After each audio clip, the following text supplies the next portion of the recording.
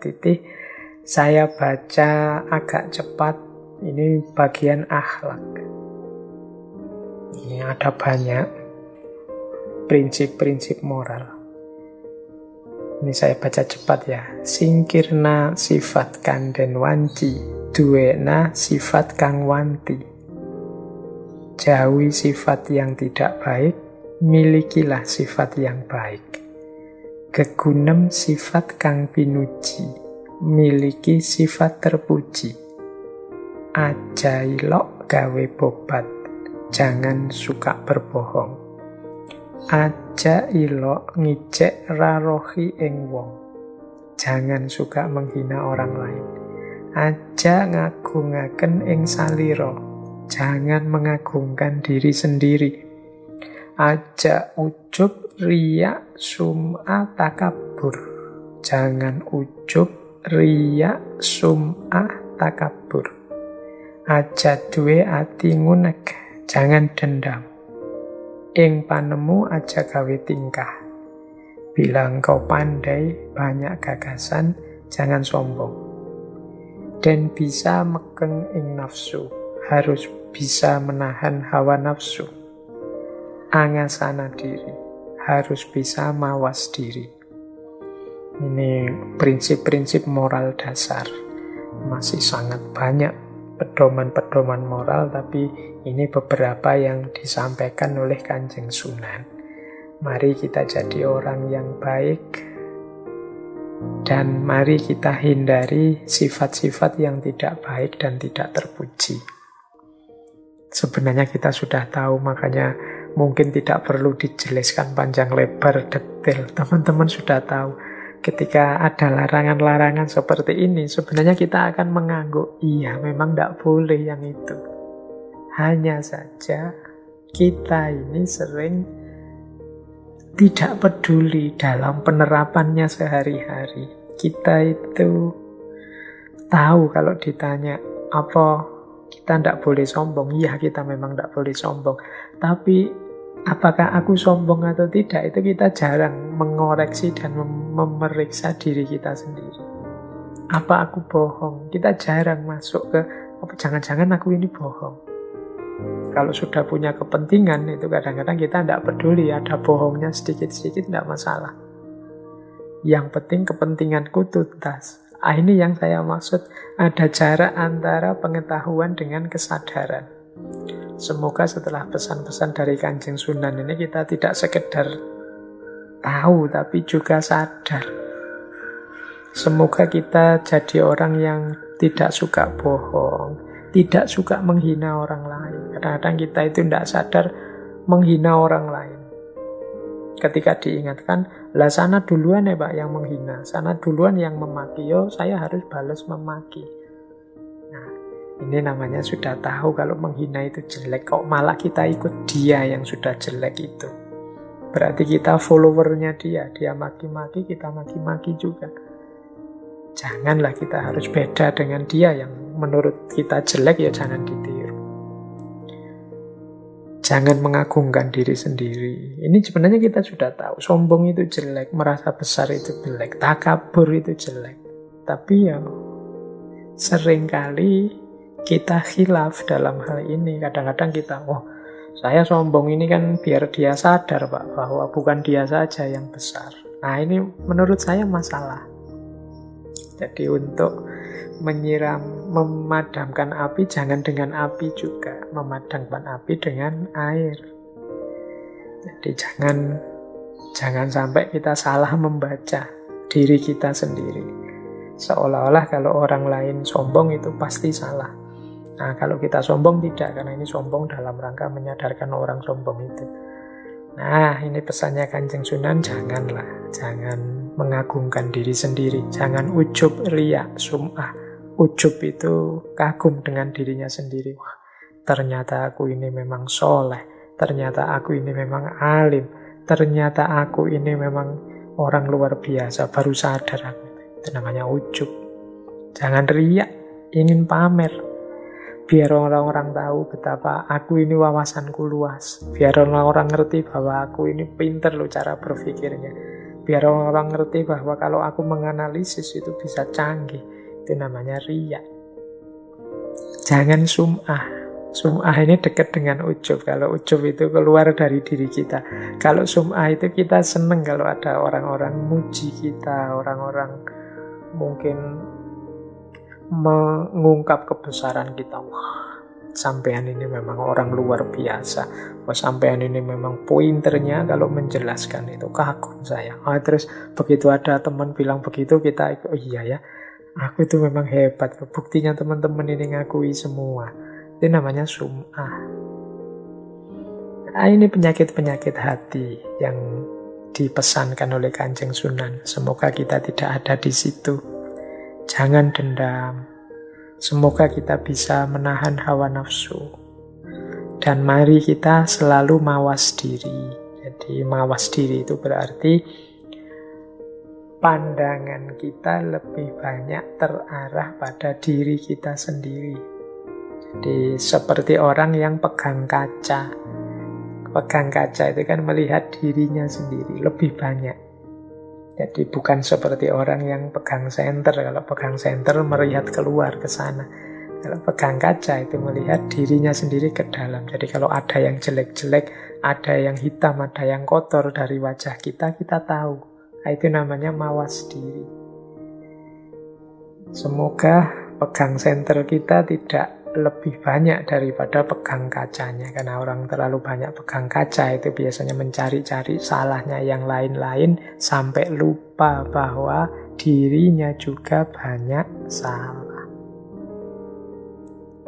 Oke, jadi itu petatah petitih bagian kedua. Saya tidak menjelaskan detail satu-satu karena pertimbangan waktunya. Kita lanjutkan kelompok petatah petitih yang ketiga. Kalau ini lebih konkret, kalau tadi lebih umum sifatnya. Kalau ini yang pertama, angadahno ing pepadu, jauhi pertengkaran.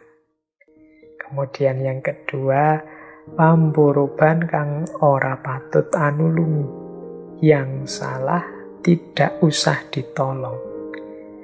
Kemudian yang ketiga, kenangna hajate wong, kabulkan keinginan orang. Yang keempat, aja akeh kang den pamrih, jangan banyak mengharapkan pamrih. Yang kelima, aja ilok gawe kaniaya ing makhluk, jangan membuat aniaya kepada makhluk lain.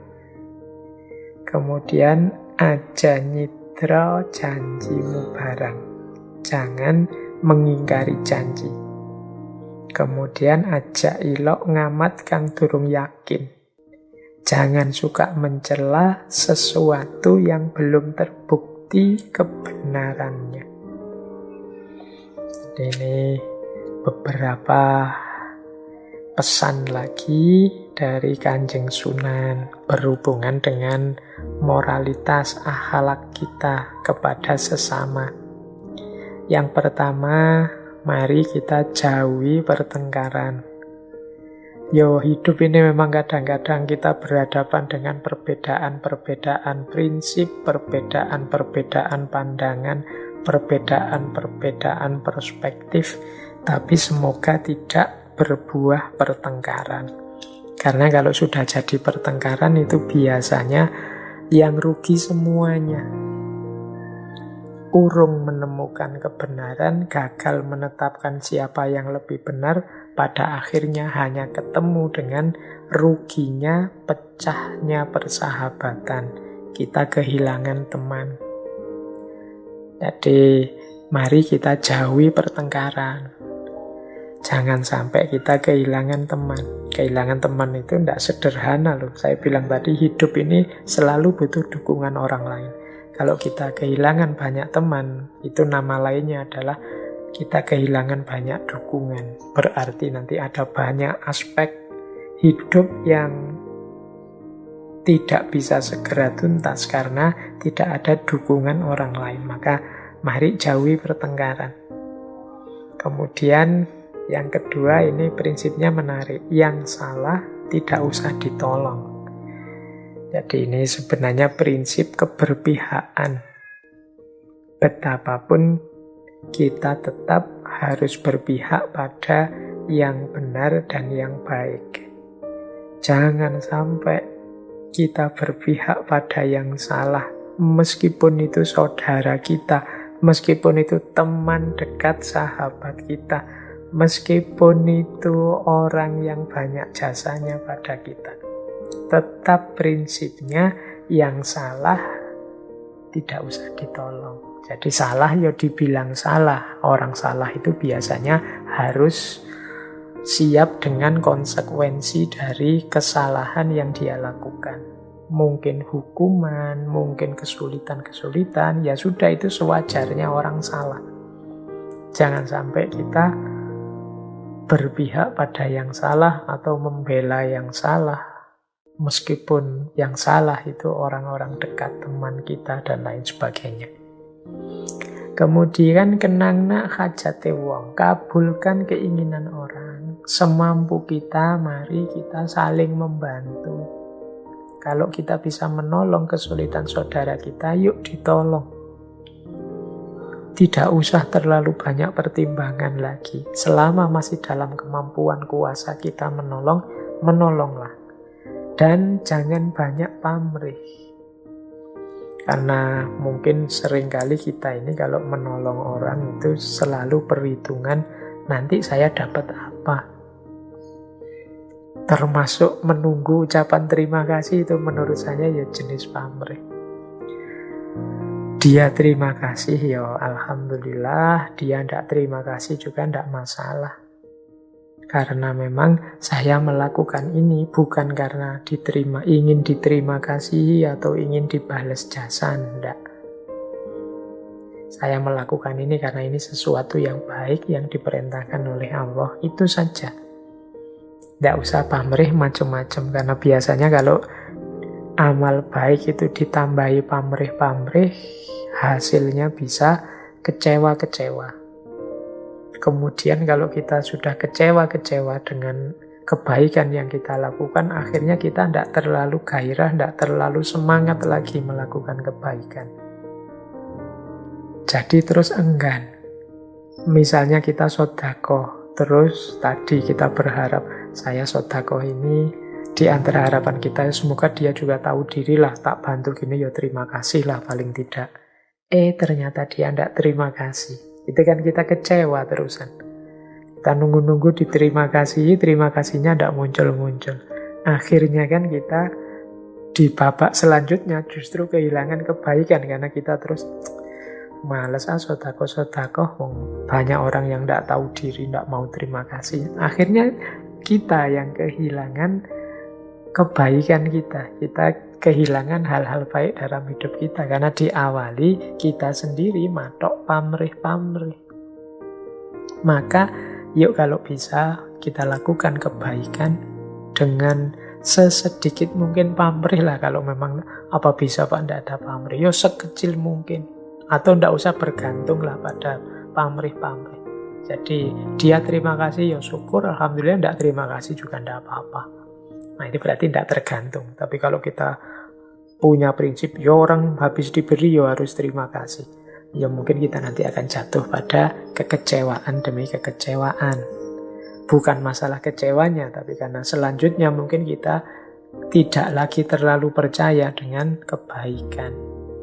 Kalau sudah tidak terlalu percaya, akhirnya kita tidak menjalankan kebaikan lagi. Dan pada akhirnya yang banyak rugi justru kita sendiri. Kemudian jangan menganiaya makhluk yang lain, ini pasti ya. Jangan mengingkari janji. Dan yang selanjutnya, jangan suka mencela sesuatu yang belum terbukti kebenarannya.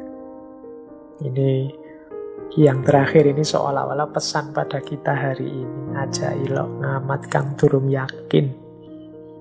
Jadi jangan suka mencela sesuatu kalau belum yakin benar, belum terbukti kebenarannya. Belakangan ini kan banyak beredar di kita berita-berita palsu, hoax. Biasanya kalau hoax ini cocok dengan prinsip kita atau dengan aspirasi kita, meskipun bohong itu kita benarkan begitu saja.